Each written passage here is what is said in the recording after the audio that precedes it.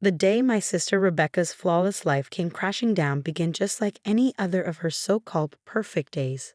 She was hosting her extravagant engagement party at her mansion, the same one our parents had left to her in their will 5 years ago.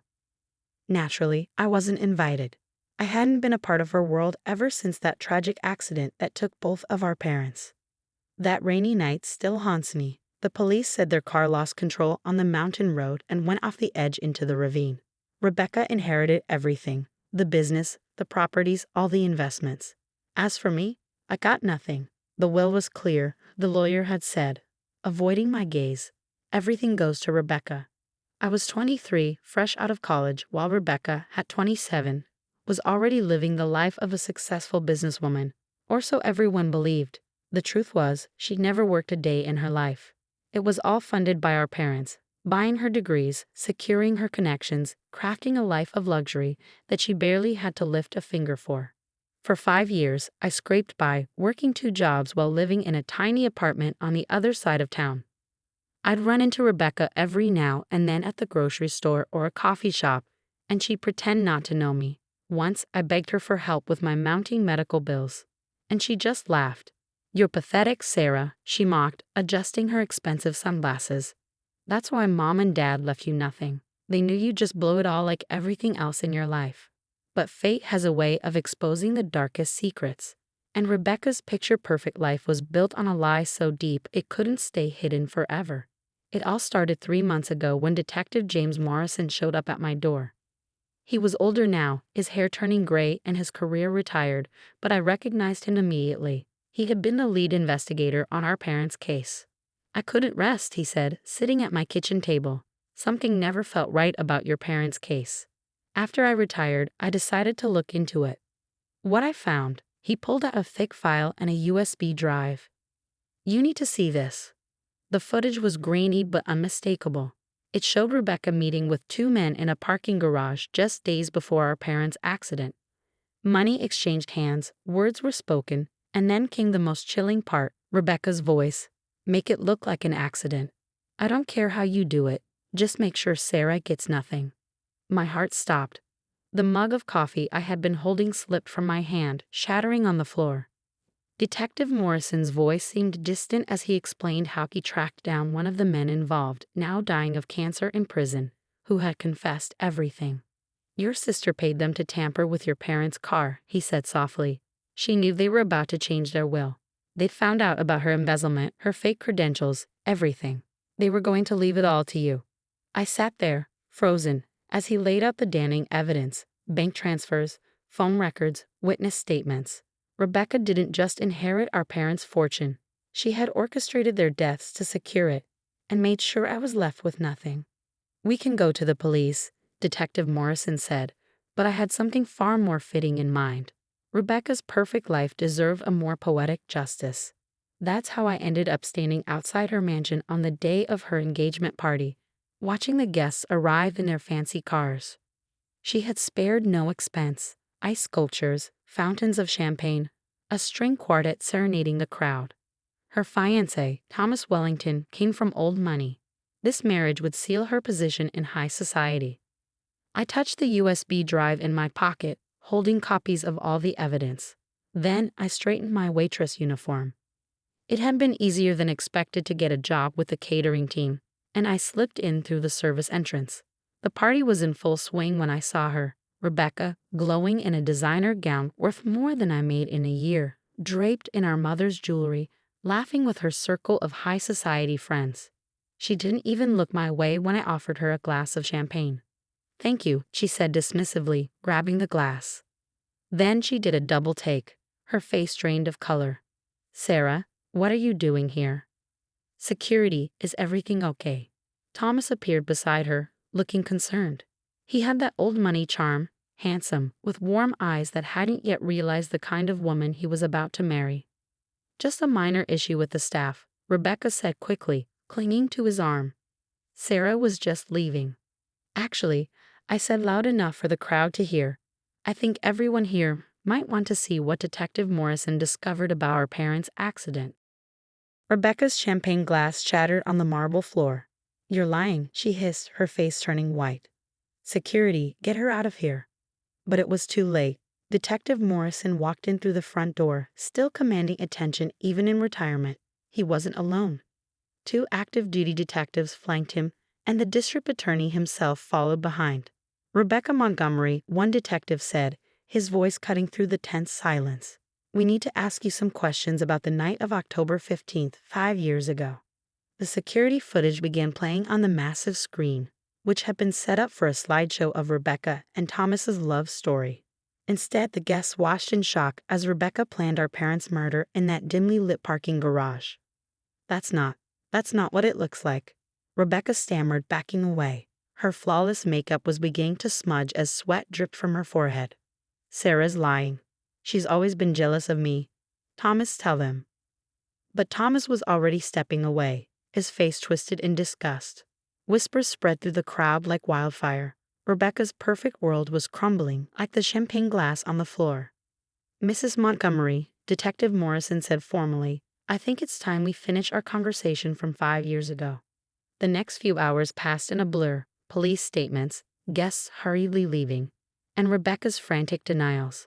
I stood there, watching as the officers led her away in handcuffs, her makeup streaked with tears, her expensive dress wrinkled from her futile resistance to the inevitable. "I gave everything for this family," she screamed, her voice shrill as they ushered her toward the police car. "I earned that money. Sarah was always the golden child.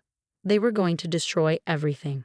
Thomas stood still, the engagement ring he had planned to present still tucked away in his pocket. His family's wealth was built on centuries of effort, and their reputation was everything. As Rebecca was shoved into the back of the squad car, his father pulled him aside, whispering harshly about how they'd salvage the situation. But I wasn't finished yet. Detective Morrison had done more than just uncover the murder plot. He had unearthed years of Rebecca's criminal activity, embezzlement, money laundering, tax fraud.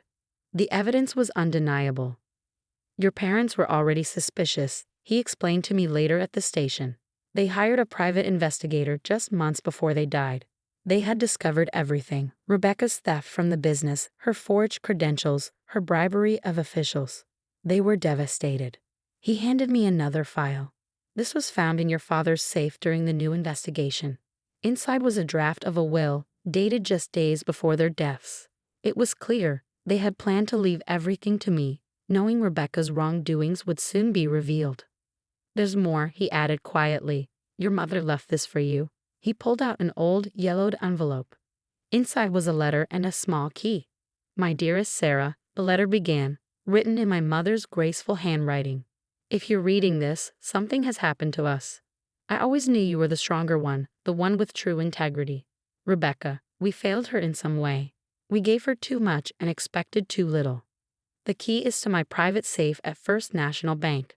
What's inside will protect your future, no matter what happens." Inside the safe, I discovered a hidden fortune. Investments, offshore accounts, properties Rebecca had no knowledge of. "Your mother was a genius with money," Detective Morrison remarked.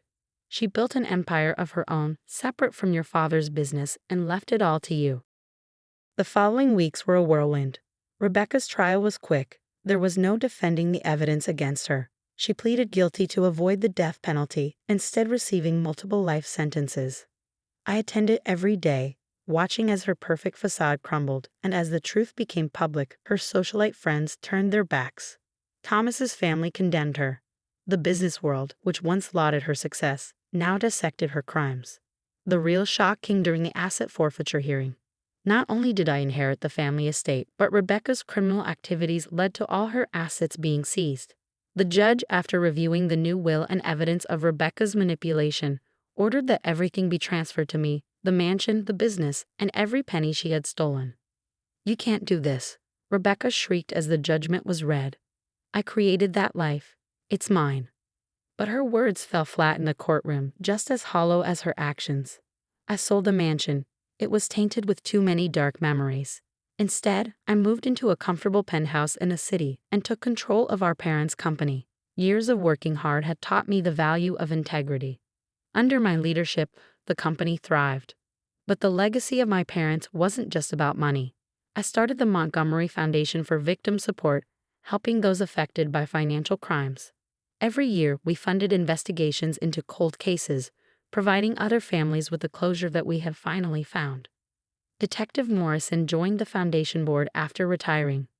Your parents would be proud, he told me at the opening ceremony, not just of your success, but of how you're using it to help others. I visited Rebecca in prison once. She had aged decades in just months, her designer clothes replaced by an orange jumpsuit, her once perfect nails now rough and cracked. Was it worth it? I asked her. All the lies, the murder, the perfect life you built on our parents' graves. She stared at me through the glass, her eyes sunken. You don't understand, she whispered. I had to be special. I had to be perfect. They were going to take it all away. No, Rebecca, I replied, standing to leave. You took it all away yourself. As I walked out, I touched the locket my mother had left me. Inside was a family photo from happier times. Rebecca's greed and envy had poisoned everything. But I kept it as a reminder that real wealth isn't measured in riches or status. It's found in integrity and compassion. The company continued to thrive, not through deceit, but through honest effort.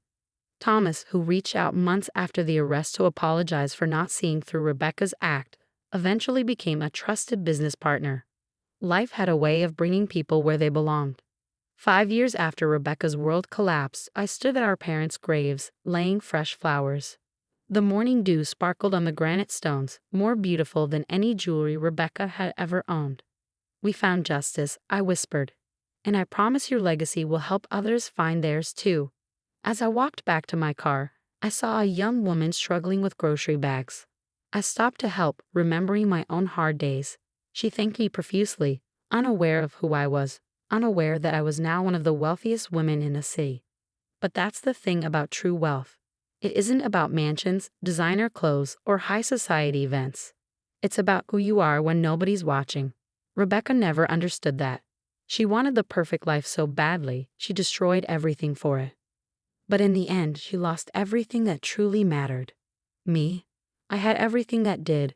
Purpose, integrity, the chance to make a difference, and peace. Something Rebecca's perfect life never gave her. As I drove away from the cemetery, the morning sun painted the sky in colors of hope. Sometimes justice takes time, but it always arrives, and when it does, it reveals that the most perfect lives are often built on the darkest lies.